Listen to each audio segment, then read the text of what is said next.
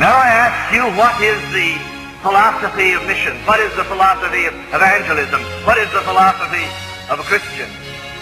If you'll ask me why I went to Africa, I'll tell you I went primarily to improve on the justice of God. I didn't think it was right for anybody to go to hell without a chance to be saved. And so I went to give poor sinners a chance to go to heaven.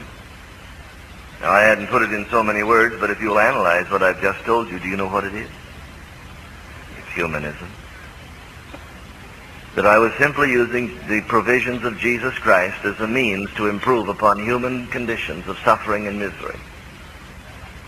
And when I got to Africa, I discovered that they weren't poor, ignorant little heathen running around in the woods looking for someone to tell them how to go to heaven.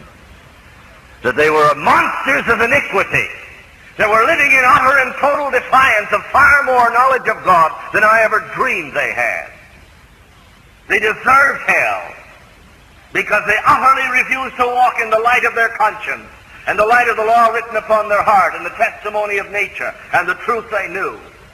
And when I found that out, I assure you, I was so angry with God that one occasion in prayer I told him that it was a mighty little thing he'd done, sending me out there to reach these people that were waiting to be told how to go to heaven. When I got there, I found out they knew about heaven, didn't want to go there. And that they loved their sin and wanted to stay in it.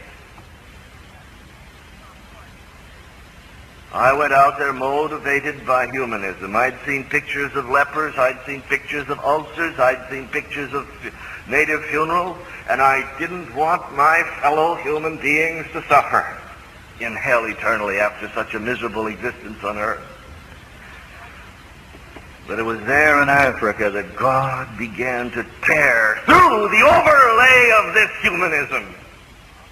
And it was that day in my bedroom with the door locked that I wrestled with God. For here I was coming to grips with the fact that the people that I thought were ignorant and wanted to know how to go to heaven and were saying, someone come and teach us, actually didn't want to take time to talk with me or anybody else. They had no interest in the Bible and no interest in Christ, and they loved their sin and wanted to continue in it. And I was to the place at that time where I felt the whole thing was a sham and a mockery, and I'd been sold a bill of goods. And I wanted to come home. And there alone in my bedroom, as I faced God honestly with what my heart felt, it seemed to me I heard him say, yes, will not the judge of all the earth do right?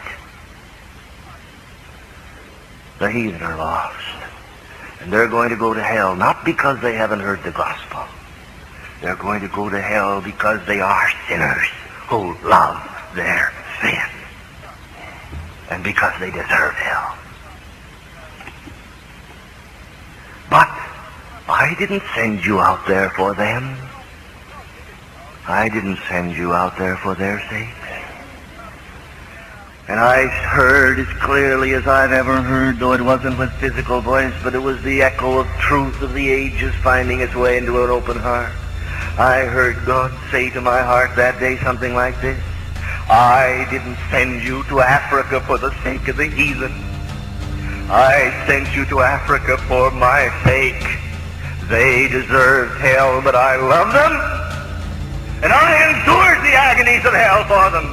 I didn't send you out there for them. I sent you out there for me. Do I not deserve the reward of my suffering? Don't I deserve those for whom I died? And it reversed it all, and changed it all, and righted it all. And I wasn't any longer working for Micah and 10 shekels in a shire, but I was serving the living God.